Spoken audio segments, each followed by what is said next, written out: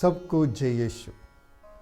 आज के तीनों पाठ में प्रभु यीशु हमें यह बताता है कि हमको निरंतर प्रार्थना करना चाहिए, हमारा विश्वास को नहीं हारना चाहिए। आज के पहला पाठ निर्गमन ग्रंथ में हम देखते हैं, जब अमालेकी इस्राएल के विरुद्ध युद्ध करने आते हैं तो मूसा अपने दोनों हाथ उठाकर ईश्वर से प्रार्थना कर रहे हैं। जब जब वो हाथ उठा के रखे तब इस्राएल जनता जीतते गए, आगे बढ़ते गए। जैसे उनका हाथ नीचे हो गया तो इस्राएल जनता उस युद्ध में हारने लगे।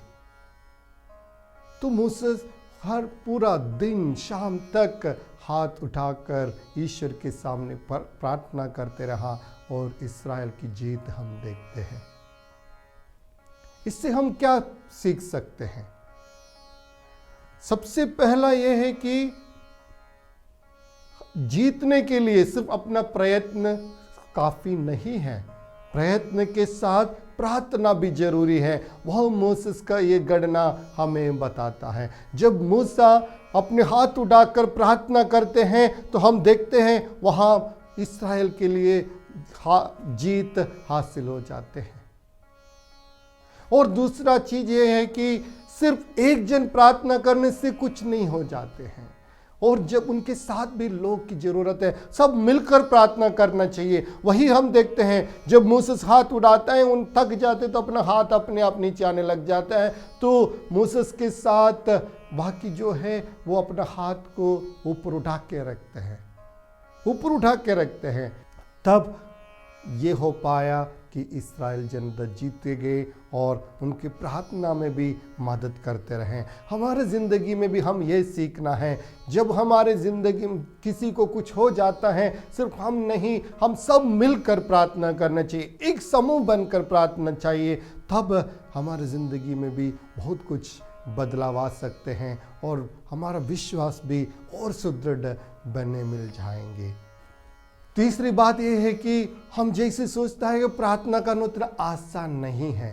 जब निरंतर प्रार्थना करने के लिए हमें एक तो कोशिश करना चाहिए, उतना आसान से नहीं होता है, मगर अपने आप को प्रयत्न करना पड़ता है। वही हम देखते हैं मूसा की उस घटना में, सुबह से लेकर रात तक प्रार्थना करने के लिए कितना दर्द सहकर वो प्रार्थना किया होगा। हम भी वही करना चाहिए। हम ये सोचता है कि हम प्रार्थना करते आधा घंटा, 2 मिनट, 3 मिनट, जरूर वो प्रार्थना होता है, मगर उस प्रार्थना के लिए हमको अपने आप को कोशिश करना चाहिए, कोशिश करना चाहिए। हार नहीं मानना चाहिए, हम प्रार्थना से विश्वास को हारने नहीं देना है। हमारे प्रार्थना द्वारा हमारा विश्वास भी और बढ़ेंगे। वही हम देखते हैं दूसरा पाठ में पौलुस तिमोथी से कहते हैं, जो धर्म ग्रंथ आपको दिया गया है, जो विश्वास आपको पाया है, उस विश्वास को दूसरे लोगों तक पहुंचा दो।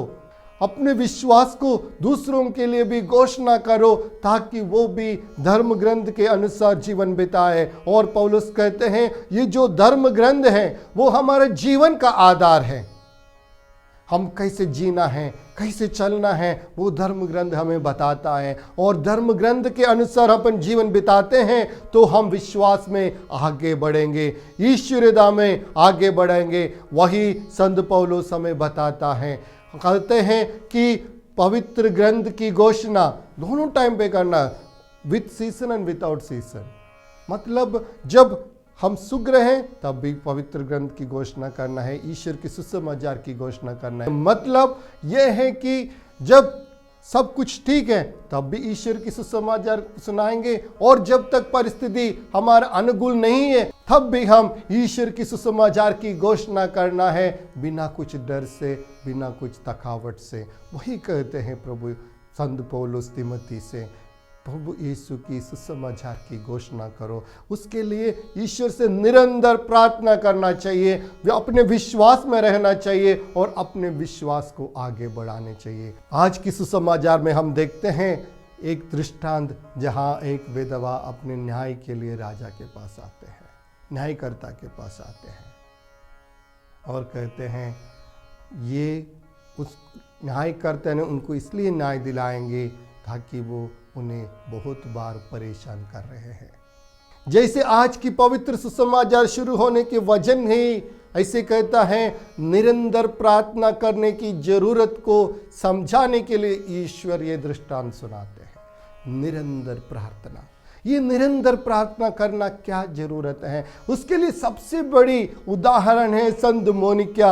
अपने बेटे के लिए, अपने बेटे को इस क्रिस्तीय जीवन में जीने के लिए उसने 33 साल प्रार्थना किया।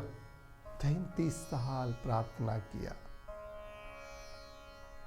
तो हमको यही सोचना है, हमको कितना प्रार्थना करना पड़ेगा।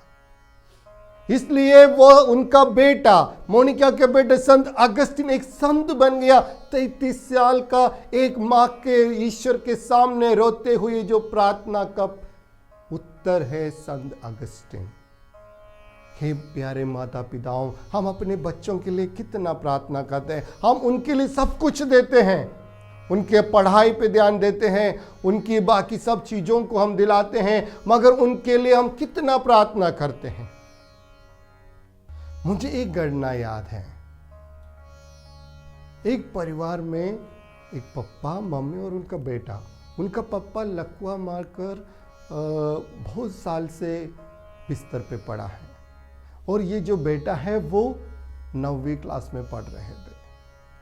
और मम्मी परिवार को चलाने के लिए बहुत कुछ कोशिश कर रहे हैं, इधर उधर काम पे जाती है और पैसा कमा के इस परिवार को चला रहा था। बेटा मज़ा मस्ती में है, पढ़ाई भी कर रहा है। एक दिन ये बेटा मम्मी के पास आकर कहते हैं, कल आखिरी दिन है टूर जाने के लिए पैसा और नाम देने का, मुझे भी जाना है। स्कूल से पिकनिक जा रहे हैं। तो मम्मी ने कहा, बेटा तुम तो जानते हैं हमारे परिवार की स्थिति, हमारे पास कुछ नहीं है, कैसे कहाँ से दे पाऊँ। तो बेटा चिल्लाने लगा, देखो अभी तक मेरी ज़िंदगी में आपने कुछ नहीं किया, मैं कहीं टूर नहीं गया, मुझे कुछ भी न पैसा नहीं देते, बाकी सब बच्चे इतने मज़े मस्ती में रहते हैं और मेरे पास कुछ नहीं दिया, आपने मुझे क्यों जन्म दिया। ऐसे बोलकर बहुत डांटने लगे इस मम्मी को। आखिर मम्मी बोला, ठीक है मैं देखता हूँ, तुम सो जाओ। रात 12 बजे ये बेटा अचानक उड़ जाते हैं और देखते तो मम्मी उनके बगल में नहीं है। मम्मी नहीं सो रहे तो ये बेटा ढूंढने लगे, ये मम्मी कहाँ है। देखा कि जब ये ढूंढ ढूंढ के देखा कि मम्मी अब उनके घर के ईश्वर के सामने बैठकर बत्ती जलाकर घुटना टेक कर रोक कर प्रार्थना कर रही है, रो कर प्रार्थना कर रही है।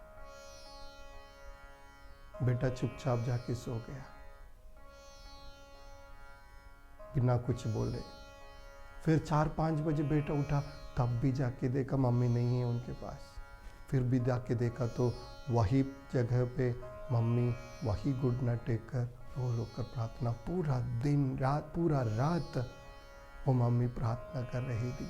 तो बेटे ने जाके मम्मी से पूछा, मम्मी आप इतना उदास क्यों है, प्रार्थना क्यों कर रही थी, ऐसा क्यों नहीं सोए रात को। तो मम्मी बोला, मैं ईश्वर से यही प्रार्थना कर रहा था कि मैं आपके लिए कुछ नहीं कर पा रहा हूँ बेटा, मैं आपके लिए पैसा नहीं दे पा रहा हूँ, अगर ईश्वर चाहे तो पैसा मिल जाए, वही मैं बैठकर प्रार्थना कर रहे थे। तो ये बेटे ने पूछा, ये प्रार्थना करने से क्या मिलता है।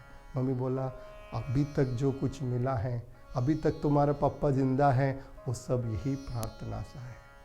मतलब ये मम्मी हर दिन रात को इसे प्रार्थना करती हैं। अभी तक बेटे ने वो नहीं देख पाया। उसी दिन बेटे ने बोला, मम्मी मैं नहीं जा रहा हूँ पिकनिक। उनका जिंदगी बदल गया। मम्मी के साथ वो भी प्रार्थना करने लगे।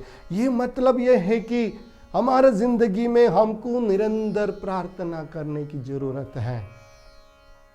सिर्फ हम सोचते हैं कि हम बहुत कुछ कोशिश करते हैं, ये ठीक क्यों नहीं होते, इसलिए नहीं होता है हमारे कोशिशों में हम ईश्वर को नहीं लाते हैं। और ये प्रार्थना मतलब ये नहीं कि हम ईश्वर का दिल को बदलना है, नहीं। विश्वास वो है जो ईश्वर की इच्छा को मेरी जिंदगी में निभाने के लिए, ईश्वर की इच्छा को मैं समझने के लिए वही प्रार्थना करना है, वही है दृढ़ विश्वास।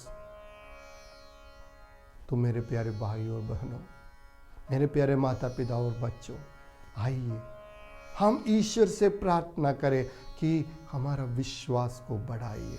और आज की सुसमाचार जैसे अंध होते हैं, इसी वजह से अंध होता है कि जब प्रभु ईश्वर दोबारा आएंगे तब क्या इस धरती पर विश्वास पाएंगे? ये प्रश्न ईश्वर हम सबों को देखकर बताते हैं, पूछते हैं, क्या विश्वास पाएंगे? मतलब हम सब इस विश्वास में जन्म लिए और जब हम जाएंगे, इस दुनिया से निकलेंगे, तब भी हमारा विश्वास दृढ़ रहना चाहिए, पक्का रहना चाहिए। उसके लिए हम ईश्वर से प्रार्थना करें, पिता, पुत्र और पवित्र आत्मा के नाम पर। आमीन।